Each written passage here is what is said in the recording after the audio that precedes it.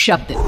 तुझे भरोसा नहीं ना, तो फिर जा अपने कमरे में जाकर देख, तेरे पलंग के नीचे तुझे तेरी माँ की हड्डियां मिलेंगी। प्रभात दौड़कर अपने कमरे में जाता है और अपने पलंग के नीचे देखता है। वहाँ पर सचमुच एक कंकाल पड़ा हुआ था और उसके शरीर पर जो कपड़े थे वो प्रभात की माँ के थे। क्या बात है, आज तो आप सुबह से ही बहुत बिजी हैं। ऐसा क्या लिख रहे हैं? बस एक फैमिली की कहानी लिख रहा था। जैसे हमारी फैमिली है ना, तुम, माँ और मैं, लेकिन थोड़े अलग तरीके से, क्योंकि ये कहानी हॉरर है और इसमें जो आदमी है ना, मैंने उसकी बीवी को मार दिया है। मतलब कहानी में ऐसा लिखा है। और जानती हो, उसके बाद जो बीवी है ना, वो एक बुरी आत्मा बन जाती है। क्या बेटा, इस तरह की डरावनी कहानियां क्यों लिखता है तू? जानता है ना, हम जो सोचते हैं, जो लिखते हैं, हमारा दिमाग पूरा दिन वैसा ही होता रहता है। माँ, परेशान होने वाली क्या बात है? राइटर हूँ मैं, मेरा तो काम है कहानियां लिखना। और वैसे भी ये सिर्फ एक कहानी है माँ, कोई सच नहीं है। उसके बाद कुछ दिन बीत जाते हैं। एक रात प्रभात को अपने ऑफिस से लौटने में देरी हो जाती है। रात के लगभग 12 बजे हुए थे। प्रभात जैसे ही अपने घर पहुंचता है, उसने देखा कि उसकी पत्नी दुर्गा डाइनिंग टेबल पर उसका इंतजार कर रही है। आ गए आप? कब से आपका इंतजार कर रही थी। देखिए ना, खाना भी ठंडा हो गया है। अरे दुर्गा, आज तुमने अपने इतने लंबे लंबे बालों को खोलकर क्यों रखा है? तुम तो हमेशा अपने बाल बांध कर रखती हो। वो क्या है ना प्रभात, जब इंसान अपनी जिंदगी से मुक्त हो जाता है ना, तो उसे दूसरे सारे बंधन खोल देने चाहिए। इसलिए मैंने अपने बालों के बंधन भी खोल दिए। ये तुम किस तरह की बातें कर रही हो? तुम ठीक तो हो? मैं बिल्कुल ठीक हूँ प्रभात। अच्छा चलो खाना खाओ। वो क्या है ना दुर्गा, मुझे भूख नहीं है, ऑफिस में कुछ खा लिया था। कोई बात नहीं, मैं तुम्हारे लिए एप्पल काट देती हूँ, एप्पल खा लो। नहीं दुर्गा, मुझे नहीं खाना है, मेरा मन नहीं है यार। तभी अचानक से दुर्गा अपने हाथ में एक बड़ा सा चाकू लेकर प्रभात पर हमला कर देती है। प्रभात अपने आप को बचाने की कोशिश करता है। आज मैं तुझे नहीं छोड़ूंगी, तुझे अपने साथ लेकर जाऊंगी अपनी दुनिया में। ये क्या बोल रही हो तुम? तुम्हारा दिमाग खराब हो गया है। आखिर तुम हो कौन? दुर्गा अपनी गर्दन टेढ़ी करते हुए बोलती है। मैं दुर्गा हूँ, तुम्हारी पत्नी। ध्यान से देखो मेरी आंखों में। प्रभात बुरी तरह से डर जाता है और घबराहट में वो चाकू अपनी पत्नी के पेट में मार देता है। उसकी पत्नी की वहीं के वहीं मौत हो जाती है और उसकी चीख की आवाज सुनकर उर्मिला दौड़ते हुए बाहर आती है। ये तुमने क्या किया प्रभात? तुमने अपनी पत्नी का खून कर दिया, लेकिन तू तो उसे बहुत प्यार करता था बेटा। तूने बहू को क्यों मार डाला? माँ, ये आपकी बहू नहीं थी, इसके अंदर कोई बुरी आत्मा घुसाई थी। मैं नहीं जानता ये सब कैसे हो गया, लेकिन वो मुझ पर हमला कर रही थी, मुझे मारने की कोशिश कर रही थी। माँ, मैंने कुछ नहीं किया। ये तूने क्या कर दिया बेटा?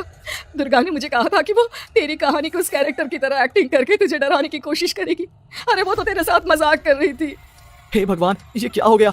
इसका मतलब दुर्गा।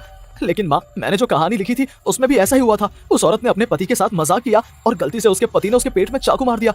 मेरी कहानी सच कैसे हो सकती है? माँ, मुझे बहुत डर लग रहा है। अब ये सोच, दुर्गा की लाश का क्या करें हम? अगर गलती से भी ये बात बाहर फैल गई ना, तो तुझे पूरी जिंदगी जेल की सलाखों के पीछे रहना पड़ेगा। एक काम करते हैं माँ, हम घर के पीछे वाले बगीचे में उसकी लाश को दबा देते हैं। अगर कोई पूछेगा तो कह देंगे कि उर्मिला अपने मायके गई और फिर एक दिन हम भी अचानक यहाँ से कहीं दूर चले जाएंगे। कोई नहीं आएगा हमें पूछने, कोई नहीं आएगा माँ, बाद में जो होगा हम देख लेंगे। प्रभात अपनी माँ उर्मिला की मदद से दुर्गा की लाश को अपने घर के बगीचे में गाड़ देता है। कुछ दिन तो ऐसे ही बीत जाते हैं, लेकिन एक दिन अचानक रसोई से आ रही कुछ आवाजें सुनकर प्रभात की नींद खुलती है। प्रभात ने देखा कि वहां पर एक लंबे बालों वाली औरत दूसरी तरफ चेहरा करके खड़ी हुई थी। कौन है? कौन है वहां पर? अरे कौन हो तुम? मैं दुर्गा हूँ प्रभात। क्या हुआ, मुझसे इस तरह के सवाल क्यों कर रहे हो तुम? तुम दुर्गा नहीं हो सकती। दुर्गा तो प्रभात, मैं तुम्हारी पत्नी हूँ, तुम मुझे कैसे भूल सकते हो? 4 दिन के लिए मायके क्या चली गई, तुम तो मुझे भूल ही गए।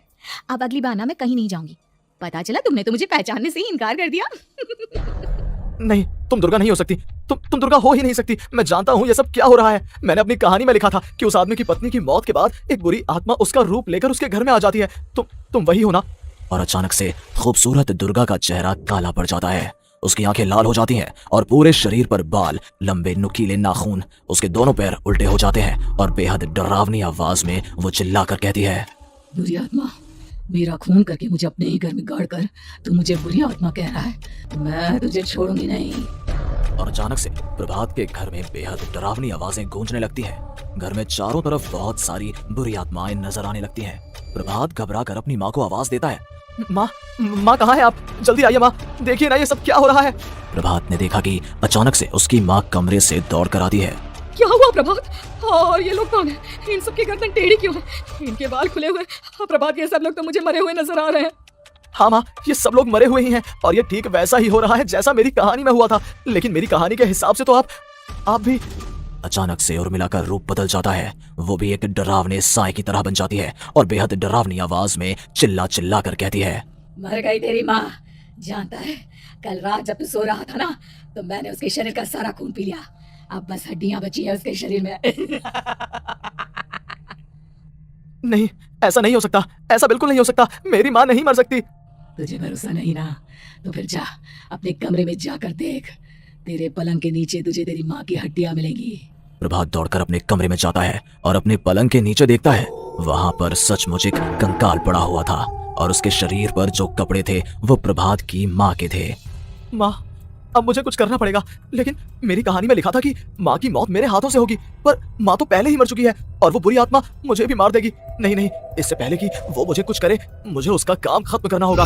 प्रभात अपने हाथ में बड़ा सा चाकू लेकर उस बुरी आत्मा पर हमला कर देता है जिसने प्रभात की माँ का रूप लिया हुआ था, और अगले ही पल वो नीचे गिर जाती है और उसके शरीर से खून बहने लगता है।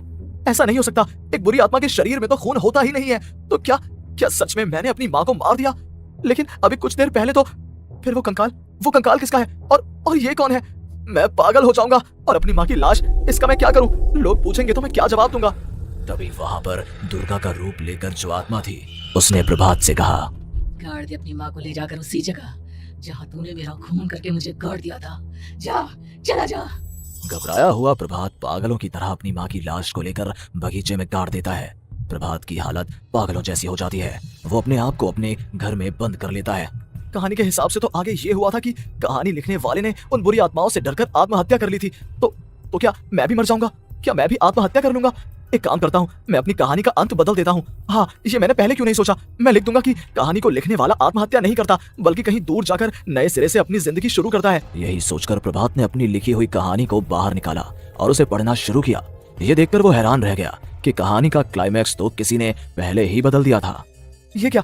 इसमें तो लिखा हुआ है कि आखिर में उस लेखक की पत्नी और माँ दोनों बगीचे में जिंदा दफन थे। बुरी आत्माओं ने उनको कैद करके रखा था और वो लेखक अपनी माँ और पत्नी दोनों को जिंदा बाहर निकाल लेता है। लेकिन ये सब लिख किसने दिया? प्रभात दौड़कर बगीचे में जाता है और वहां पर खुदाई करना शुरू कर देता है। प्रभात देखता है कि वहां पर लकड़ी के 2 बड़े संदूक हैं और उनके अंदर से आवाजें आ रही हैं। प्रभात बचा लो मुझे, अगर थोड़ी देर और होगी तो वो मुझे छोड़ेगी नहीं। बेटा देखो, मैं इस बक्से के अंदर बंद हूँ, प्लीज मुझे बाहर निकालो, वो बुरी आत्मा किसी भी वक्त मुझे मार डालेगी। प्रभात वो दोनों बक्से बाहर निकालता है और अपनी पत्नी और माँ दोनों को आजाद करवा लेता है। लेकिन तभी वहां पर अचानक से एक बेहद डरावनी और खौफनाक दिखने वाली औरत आ जाती है। मुझे क्या लगा था इतनी आसानी से अपनी पत्नी और माँ को बचा लेगा? बस 5 मिनट और उसके बाद अमावस का चांद आसमान में आने ही वाला है। लेकिन तूने इन दोनों को बाहर निकाल लिया, अब तुझे मरना होगा। नहीं, मैं जानता हूँ मैं नहीं मरूंगा, और अब आगे क्या करना है ये भी मुझे पता है। प्रभात, ये बहुत खतरनाक है, हमें मार डालेगी। प्रभात, चलो यहाँ से। नहीं दुर्गा, अब मुझे अच्छी तरह से पता चल चुका है कि इस बुरी आत्मा से हम कैसे पीछा छुड़वा सकते हैं। और इतना कहकर प्रभात अपने हाथ में पकड़ी हुई सिंदूर की थैली उस बुरी आत्मा के ऊपर उछाल देता है। कुछ ही देर में वो जमीन पर गिरकर राख में बदल जाती है। ये सब क्या हो रहा था बेटा? ये सब तुम्हारी लिखी हुई इस कहानी की वजह से हुआ है ना? नहीं माँ, पहले मुझे भी ऐसा ही लगा, लेकिन बाद में पता चला कि बरसों पहले हमारे इस बगीचे की जमीन के अंदर किसी को जिंदा गाड़ दिया गया था और बस उसी औरत की आत्मा हमें परेशान कर रही थी। उसी ने मेरे शब्दों में जान डालकर उस कहानी को जिंदा कर दिया था। मुझे माफ कर दो प्रभात, मैंने आपकी कहानी के साथ छेड़छाड़ की थी और उसे बदल दिया था। माफी मांगने की जरूरत नहीं है दुर्गा, तुम्हारे उस बदलाव की वजह से ही आज हम सब जिंदा हैं, क्योंकि आखिर में कहानी में वो हुआ जो तुमने लिखा था।